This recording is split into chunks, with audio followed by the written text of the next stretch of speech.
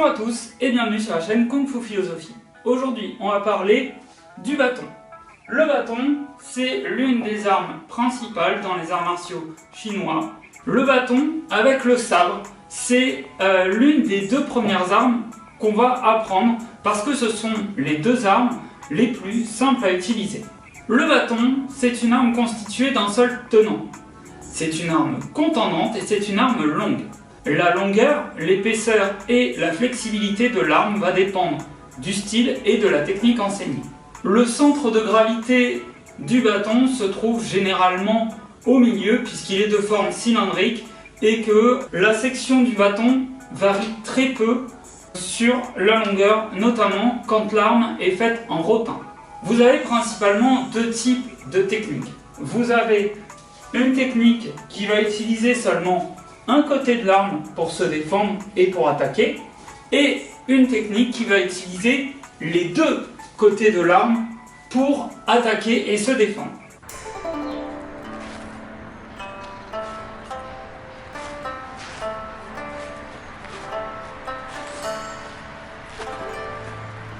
Si vous optez pour une technique où vous utilisez les deux côtés, souvent le bâton va être plus petit.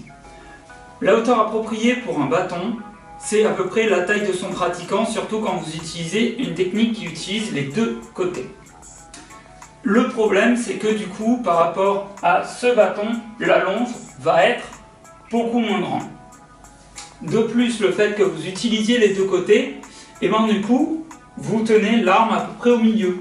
Et forcément, votre allonge est beaucoup moins grande que si vous teniez ça à l'extrémité. Souvent, on va vous enseigner dans ce genre de technique à déplacer vos mains pour effectivement utiliser les deux côtés, mais également augmenter votre allonge.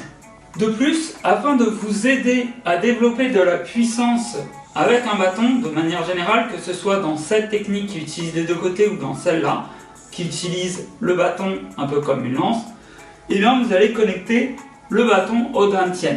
Et cela va permettre d'augmenter vraiment votre puissance parce que ça va vous donner un troisième point.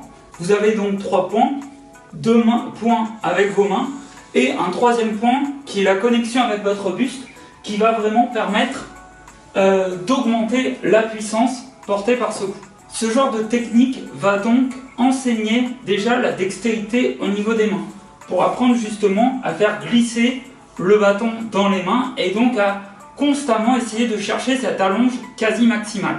L'autre chose que cela va travailler, c'est justement cette connexion entre le haut et le bas du corps, puisque du coup, on va devoir déplacer nos hanches afin de faire les mouvements appropriés.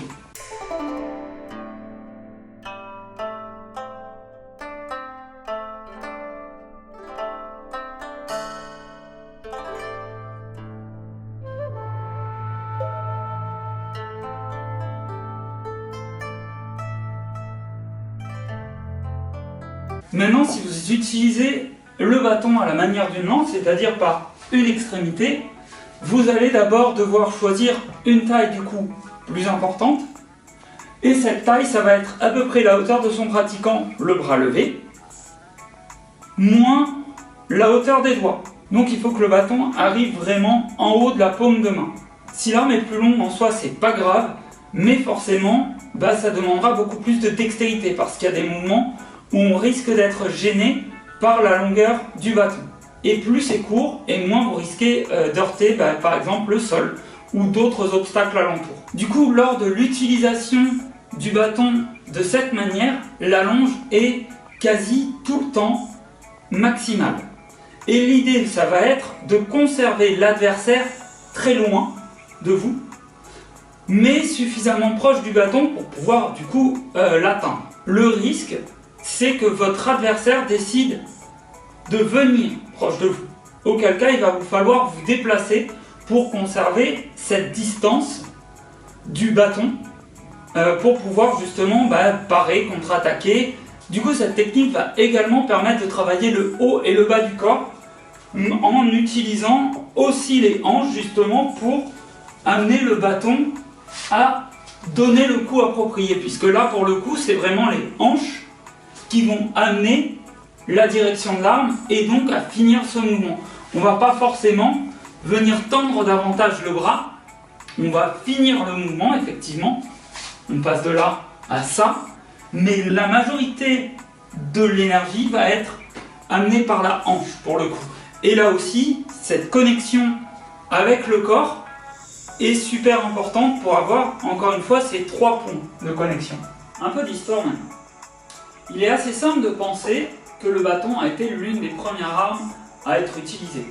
Soit en petite taille, de la manière plus d'une épée ou d'un sabre, soit plus long, comme ce que je viens de vous montrer. C'est également l'une des premières armes avec le sabre qui va être enseignée. Ça fait partie des 2 armes de base. Et c'est également aussi l'une des premières armes apprises par les moines Shaolin qui avaient besoin de se défendre lorsqu'ils voyageaient contre d'éventuels brigands ou bêtes sauvages. Pour ce qui est de la forme au long bâton, elle a été inventée par Sun Honglong. Sun Honglong, c'est donc le 5e frère d'une lignée et c'était un grand général qui savait très bien manier la lance. Sauf que après avoir tué beaucoup d'ennemis, il a un peu regretté ses actes et du coup il a enlevé la partie pointue de sa lance et a développé une technique au bâton inspirée de ses mouvements de lance. Cette forme au long bâton est d'ailleurs l'une des formes favorites d'un grand héros chinois qui s'appelait Wang Feihong. Parlons un peu de chinois maintenant. Le mot bâton va se prononcer guan. Personnellement, je maîtrise 3 formes de bâton. Une forme au long bâton qui va s'appeler Hong Le Pa Gua Guan. Pour les 2 autres formes que je pratique, ce sont des formes donc au petit bâton. On va avoir Sun Pao Guan et Shaolin Guan. Commençons avec Hong Le Pa Gua Guan. Hong Le Pa Gua Guan va se traduire par le 5e frère et le 8e diagramme du bâton. Donc Hong signifiant 5, Leng signifiant frère, Ba signifiant 8, Gua signifiant diagramme ou triagramme ou hexagramme selon la traduction, pour qu'on comprenne qu'en fait, parce que c'est une figure géométrique, et ça nous permet de comprendre que c'est une technique qui va être utilisée contre des attaquants multiples. Donc on va devoir vraiment changer de porte, on parlera de ce principe de porte plus tard, mais on va devoir changer de porte, donc de direction si vous préférez, constamment, pour pouvoir justement se défendre contre ces attaquants multiples. Et enfin, Guan, qui signifie bâton. Pour les 2 autres formes que je connais, donc ce sont des formes au petit bâton. On va avoir donc Sun Pao Guan, qui se traduit par le double bâton du léopard. Sun signifiant double ou couple, Pao signifiant léopard, et Guan toujours le bâton.